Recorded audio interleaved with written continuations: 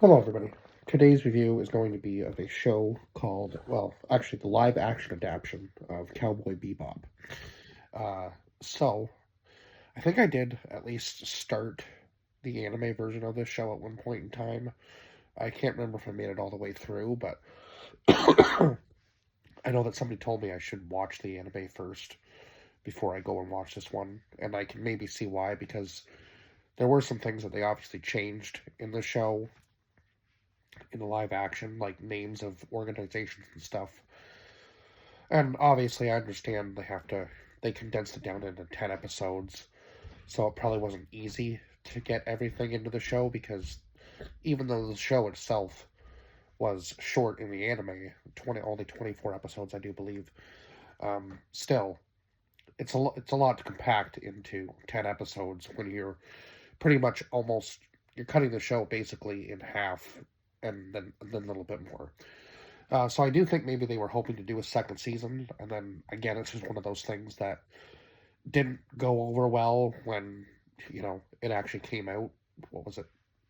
I think 2021. So 5 years ago, I guess now. Wow, that seems crazy, but yeah, I am just getting into it now, so it is what it is. But yeah, I did enjoy the show. I gave it a 7 out of 10. I thought it was at least deserving of that. Now, some of the action sequences were a bit goofy, I found, just based on the fact that, from what I remember of the anime, it was like super over the top cartoony. So I can see why that maybe didn't transition well to uh, like a live action adaptation.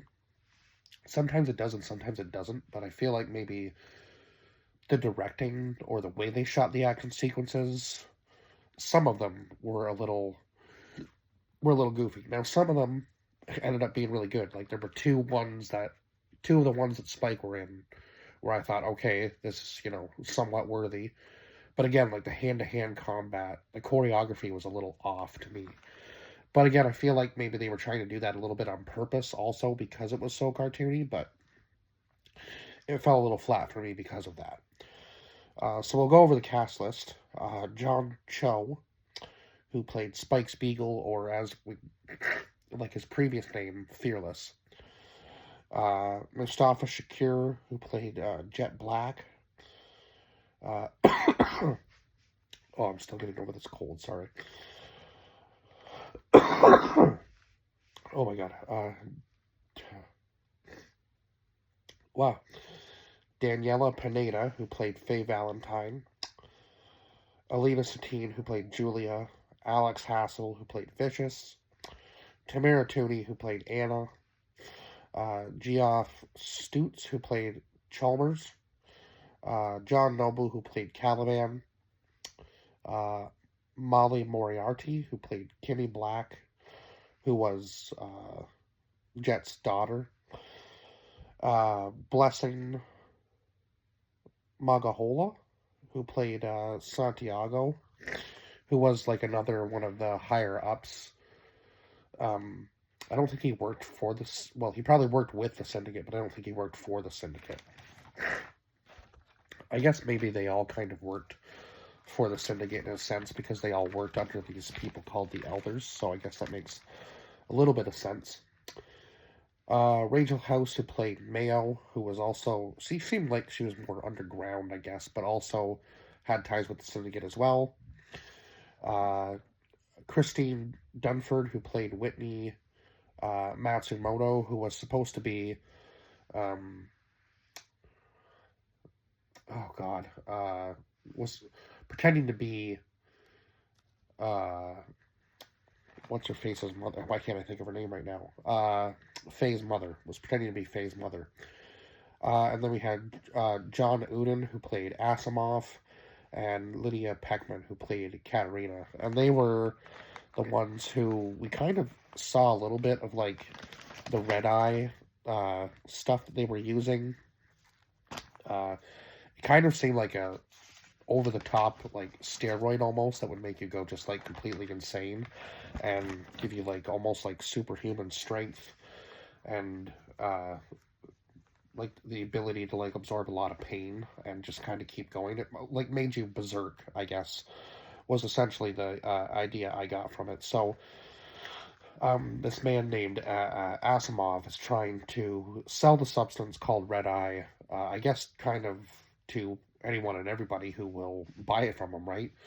And of course, we know that, or we find out anyway, that Vicious is the one obviously behind the, distribution of the Red Eye, and then he has to shut down his own production and so on and so forth. So that was a little crazy. Sorry, but I gotta keep my voice from going nuts again like it did on the review on Friday. So, yeah, then I guess we kind of do find out that Spike used to be part of the syndicate and that he was obviously with Julia at the time that he died. Or at least that's what we think, right? And then I guess Vicious was originally with her, and then Spike kind of went behind his back and, slept with Julia, and obviously ruined their friendship right then and there. But also, Vicious definitely didn't play by the rules. Oh my god. That's for sure. Definitely did not play by the rules when it came to following what he thought he should be doing, and he ends up killing somebody in one of the episodes that he definitely shouldn't have. So yeah, and then he gets outed for selling the Red Eye behind his superiors' backs, and then they come up with this plan to completely overthrow his elders, only to find out that one of the elders was actually his dad, which was not what I was expecting at all. Like, I was completely thrown right, like, that was out of left field. I was not expecting that when he actually does end up killing them all, coming up with this plan to basically kind of make him look like a prisoner, and then when they went to behead him, right, all three of them would turn on the syndicate elders and then kill them all, right? But Julia comes up with this plan with Mayo to come up and double cross him. Of course, it seems like Vicious is already one step ahead of that. He knows what's going to happen, so he does he. I think he cloaks himself as the other guy that they had the plan with. Yeah, he cloaks himself as the other guy that they had the plan with. She chops off the wrong person's head, and then he kills all of them to become head of the syndicate. Now, of course, after this, he's like completely hellbent on trying to catch Spike, right, this entire time. And Spike had plenty of times that he could have ended his life. Now, Julia also surprised me at the end of the show, too.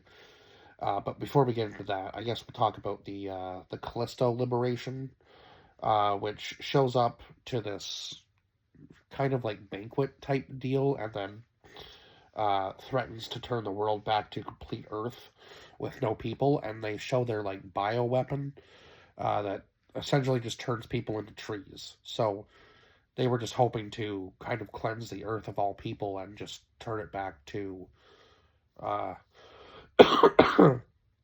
zero civilization, which would have been wild if they had actually been able to do that. So yeah. But I think I have written down here that Vicious says he's going to go after the elders. Oh yeah, go to war with the elders, and then of course Julia comes up with this other plan, and then tries to double cross him, and of course he finds out, and then we get this little bit of a story, like backstory to Jet too, in the one episode with his cop buddy, who when he gets framed for being the dirty cop or whatever, which was kind of crazy that it ended up being his own partner. He was thinking it was Chalmers, but it wasn't. I guess that's who he was hoping it would be. It was the stepfather of his child, just so he could have his old life back, I suppose. But that's not obviously how things went down. And Chalmers actually ends up, defending him in the end and saying, this we'll make this look like an accident, sort of thing. And you can steer clear of the rest of the situation. So, kind of nice of him after all that time. And then, of course, we get Vicious going after this, like, insanely, just completely screw loose hitman, um, to go after Spike. And those couple of episodes where the hitman was there were probably some of the best action sequences out of them all. I would say the other ones that really stood out were the one where Jet was at his kid's recital and Spike's just at the back taking on everybody. I thought that was kind of funny. Um, and that was when they were trying to help Faye find out who she was, like get her parents' documents and all that sort of stuff. And it ends up only being like one videotape. But she is able to find out the street that she lived on when she was a kid. So maybe she'll be able to find out more now that she's kind of separated from Spike and Jet and gone on to like learn more about her childhood, obviously, because when she was in cryo sleep, she forgot everything from before the moment she was woken up. So she has like amnesia. So she has no memory of who she was before she was woken, which is kind of crazy. And then we get the backstory into Vicious and Spike. When they worked in the syndicate together, they seemed like they were pretty close brothers, obviously, before obviously the whole Julia thing happened. And Vicious killing this guy Kaching, and now the Neptune cartel wants him dead. So their superior says that, to make things a little less personal, and make things easier on everybody, it would just be easier if Spike / Fearless did it, right? Of course, he couldn't, so he goes after the rest of the cartel and wipes them out completely. And that was another one of the good action sequences, too, in the show. And then, of course, obviously we have the big battle at the end between Jet, Spike, and Vicious, because Vicious has kidnapped Kimmy, which is Jet's child. Now, forgive me, I don't remember how that even happened. Maybe I just completely missed something, but yeah.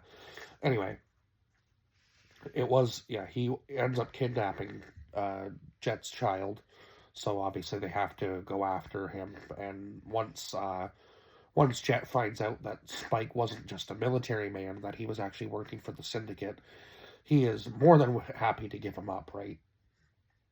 Just because of what the syndicate has already done to Jet as it is anyway, right? So, yeah. So then Julia kind of surprised me at the end of the show. I was not expecting her to just turn on Spike like that either. I thought she was definitely going to want to go with him, just based on the way she was talking throughout the rest of the show. Like, she was adamant that now that she knew he was alive, she was going to be with him. So I thought it was kind of crazy that she turned on him and shot him, and then takes Spike hostage herself and says, well, now that I've got you both out of my way, I could be head of the syndicate. And she is going to torture Vicious for sure, because she puts one bullet in the gun and then twists it and pulls the trigger on him, and she goes, well, we'll be back tomorrow, so your death won't come today, but it will come one day. So kind of absolutely crazy that she is doing that to him as well. So I guess she's going to be the head of the syndicate now, which is not what I was expecting for her. I thought, she was going to get as far away from any of that as she could, but turns out she wants to be right in the thick of it, I guess, which is absolutely wild after everything that's happened to her. Like, all of her plans failing, and she could have just ran away with Spike. And then, of course, Jet saying that he doesn't want to see Spike after this. If he sees him again, he'll kill him, sort of thing. So, kind of a wild end to the show, but yeah, I guess, there was supposed to be trust, obviously, between the two of them, right? And Spike never told him what had happened. I'm sure if he had come clean about it in the beginning, maybe Jet would have been a little bit more understanding, but yeah, just an unfortunate way to find out that your friend had been not telling the truth about who he was, or, kind of just brushed over who he actually was. I guess, like Jet said, he was kind of just basing it on their first meeting when Spike saved his life. So he was basing Spike more off of his character than what he may or may not know about him. So I suppose that's a good way to judge people, but also you want to make sure that you can trust the people that you're around 100% too, right? Um, that definitely helps. But yeah, so obviously after that, Jet's not going to trust Spike the same way he did before, um, for sure, knowing that he used to work for the syndicate. Now, do they know that the whole syndicate is torn down and being rebuilt from the ground up? Probably not. But if they knew that, it might change their opinion a little bit. But I guess maybe if we ever get another like live action adaptation of this, that could be something they touch on a little bit more, and maybe continue it a little bit longer. Maybe like 12 or 15 episodes, I think, would have been perfect because we get introduced to another character at the very end of the show with Spike, but it wasn't significant enough, I don't think, to even put in to this review, like, because it's not going to continue on, right? So it is what it is. Anyway, 7 out of 10 for this show. I guess I will see you guys in the next review. Bye bye for now.